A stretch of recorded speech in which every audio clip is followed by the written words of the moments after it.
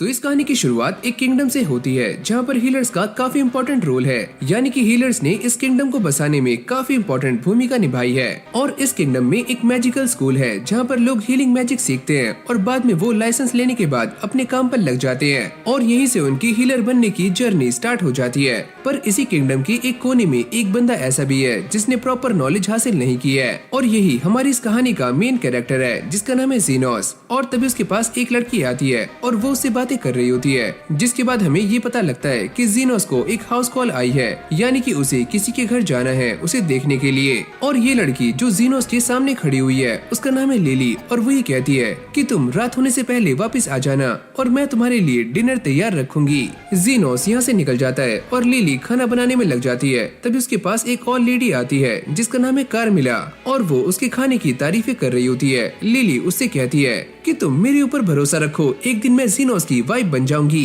कार्मिला ये सारी बातें सुनने के बाद अपने रूम में आराम करने के लिए चली जाती है। पर तभी यहाँ पर एक और लड़की आती है जिसका नाम है सोफिया और वो जीनोस को ढूंढ रही होती है। लिली उससे कहती है कि जीनोस यहाँ पर नहीं है। जिसके बाद यहाँ पर एक और लड़की आती है जिसका नाम है लिंगा और वो भी जीनोस को ही ढूंढ रही होती है। लिली उससे कहती है कि जीनोस यहाँ पर नहीं है, वो अभी एक हाउस कॉल पर गया है, तो एक काम करो तुम कल आ सकती हो। पर लिंगा उससे कहती है अरे कोई बात नहीं, मैं उनका वेट कर सकती हूँ। जैसे ही लिली बाहर जाकर देखती है तो वहाँ पर एक और लड़की जिसका नाम है लोवी वो भी जीनोस से मिलने के लिए आई होती है। लिली उससे कहती है कि तुम हमें ज्वाइन कर सकती हो, हम सारे अंदर ही हैं। जिसके बाद ये सारी लड़कियाँ अंदर बैठी हुई बातें कर रही होती हैं। लोवी ये कहती है कि तुम सारी भी यहाँ पर इसलिए आई हो कि तुम्हें लिली का खाना काफी पसंद है, पर वो इस चीज के लिए मना कर देती हैं। लिली उनसे कहती है कि जैसे ही जीनोस यहाँ पर आएगा तो हम सारे खाना खाएंगे। लोवी ये कहती है अरे हाँ मैं तो इसीलिए यहाँ पर आई हूँ। लिली उनसे कहती है कि वो नहाने के लिए जा रही है तो ये सारे खाने का ध्यान रखें। पर जैसी वो अंदर जाती है तो ये सारे ही खाने के पास आ जाते हैं और टेस्ट करने के नाम पर इस पूरे खाने को चट कर जाते हैं, यानी कि ये सारा खाना खत्म हो जाता है। और अब ये सारे एक दूसरे को ब्लेम करना शुरू कर देते हैं। जिसके बाद ये सारे डिसाइड करते हैं कि वो खाने को दोबारा से बनाएंगे और बाकी लड़कियां भी इस चीज के लिए मान जाती हैं। पर तभी अचानक से लिली यहाँ पर आ जाती है और ये सारी ही लड़कियां लिली को देखकर काफी शॉक्ड हो जाती हैं और बाद में सारा कुछ एक्सप्लेन करना शुरू करती हैं कि अभी यहाँ पर क्या हुआ था। लिंगा कहती है अरे नहीं मैं इस बारे में कुछ भी नहीं जानती। लोवी कहती है अरे तो मुझे भी नहीं पता।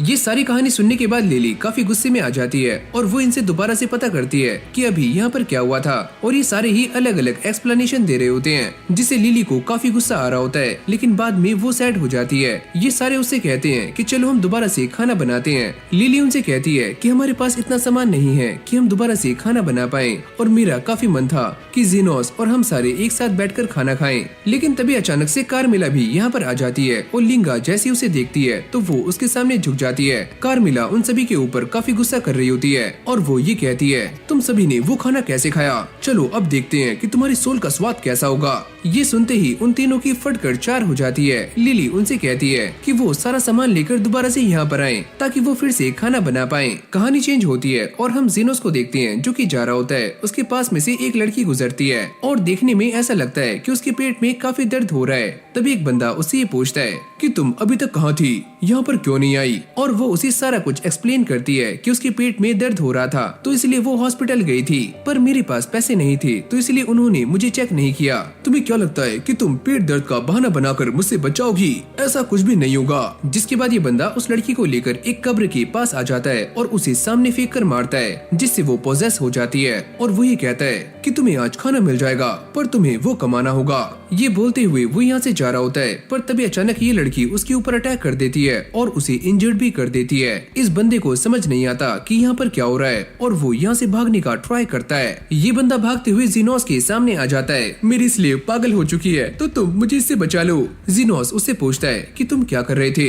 अरे नहीं हम तो कुछ भी नहीं कर रहे थे, बस वही नॉर्मल काम जैसे कि फार्मिंग। अब ये लड़की दोबारा से उसके ऊपर अटैक करती है पर जीनोस उसे रोक लेता है और वो ये कहता है अरे ओए छोरी तुम तो कुछ ज्यादा ही वायलेंट हो रही हो। और वो जीनोस के ऊपर पत्थर फेंक कर मारती है पर वो इससे काफी आराम से बच जाता है। अबे ओए लड़की तू इसे जान से मार दे, मैं तुझे इसके बदले में काफी सारे पैसे दूंगा। वैसे मेरा काम लोगों को मारना नहीं है, मैं तो ये चाहता हूँ कि मैं कम से कम लोगों को मारूं और ऐसे ही काम को सॉर्ट कर दूं। और वो ये कहता है कि वैसे मैं एक हीलर हूँ। जिसके बाद ये लड़की जीनोस पर एक काफी बड़ा पत्थर फेंक कर मारती है पर वो इसे एक ही मुक्के में तोड़ देता है। ये बंदा इसे देखकर काफी हैरान हो जाता है। अबे ओए तू कौन सा हीलर है, आखिरकार कौन सा हीलर ऐसा कर सकता है। अब ये लड़की लड़की और भी ज्यादा गुस्से में आकर जीनोस पर अटैक करने के लिए सामने से आती है और वो इसके ऊपर एक जोरदार अटैक करती है, पर जीनोस को इससे कुछ भी नहीं होता, बल्कि ये अटैक रिफ्लेक्ट हो जाता है, जिससे ये लड़की काफी दूर जाकर गिरती है और ये पूरी की पूरी बिल्डिंग इस बंदे के ऊपर गिर जाती है। जीनोस उससे कहता है, अरे यार तुम चिंता मत करो, मैं तुम्हें हील कर दूंगा, बस थोड़ी शांति रखो। अब जीनोस इस लड़की के पास जाता है और वो ये चेक करता है कि ये लड़की पोजेस है, जिसके बाद वो इसके घोस्ट को बाहर निकाल देता है और उसे भी आराम से निपटा देता है। ये आदमी भी सारा कुछ देखकर काफी शॉक्ड हो जाता है और वो ये कहता है कि तुमने इस टूटी हुई टांग को काफी जल्दी से ही कर दिया, प्लीज मुझे बचा लो और तुम सच में एक हीलर हो। वैसे मेरा आज का टाइम खत्म हो चुका है, क्या तुम कल तक वेट कर सकते हो? क्या कल तक तो मैं मर जाऊंगा। ये आदमी जीनोस के सामने काफी सारे पैसे फेंकता है और वो ये कहता है कि प्लीज मुझे सही कर दो।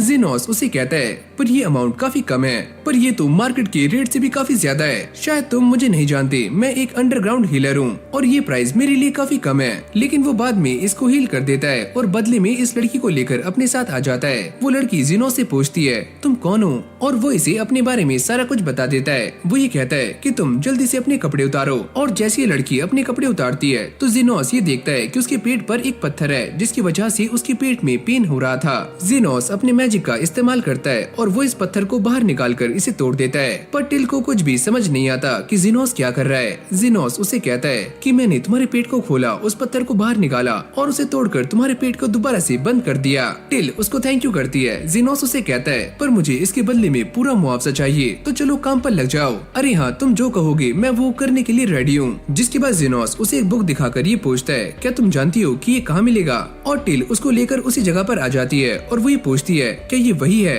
और जीनोस इसे देखकर काफी खुश हो जाता है, तुम्हारा शुक्रिया। पर टिल को ये बात समझ नहीं आती कि जीनोस बस उससे इतना ही काम करवाना चाहता था, और वो ये कहती है, पर तुम्हारा मेरे ऊपर डेट था। जीनोस उससे कहता है, पर तुमने वो डेट चुका दिया। पर अब भी सारी बातें टिल के सर के ऊपर से जा रही होती हैं। जीनोस उससे कहता है कि ये काम मेरे लिए काफी इम्पोर्टेंट था और मैं इन्हें ढूंढ नहीं पा रहा था, पर तुमने ये काम कर दिया, और हाँ, अब से तुम्हारी लाइफ तुम्हारी है और तुम्हारे ऊपर मेरा कोई भी डेट नहीं है। जिसके बाद वो इस लिव कॉन्ट्रैक्ट को फाड़ देता है, यानी कि टिल अब आजाद है, और वो ये देखकर काफी खुश हो जाती है। वो ये सोचती है कि फाइनली अब मेरी लाइफ मेरी है और मैं ये नहीं जानती कि मुझे अपनी लाइफ के साथ क्या करना है। पर एक बात तो तय है कि मैं अब एक स्लेव नहीं हूँ, और जब भी मुझे ये पता लगेगा कि मुझे लाइफ में क्या करना है तो मैं आकर तुम्हें बताऊंगी। जीनोस उसे कहता है, अगर तुम्हें कभी भी चोट लग जाए तो तुम मेरे पास आ सकती हो, मैं तुम्हें ठीक कर दूंगा, पर हाँ ध्यान रखना वो फ्री नहीं होगा। जिसके बाद जीनोस दोबारा से घर पर आ जाता है और लिली उसे देखकर काफी खुश हो जाती है। ये तीनों भी सारा सामान लेकर यहाँ पर आ चुकी है, जिसमें काफी सारी सब्जियां हैं और मीट भी।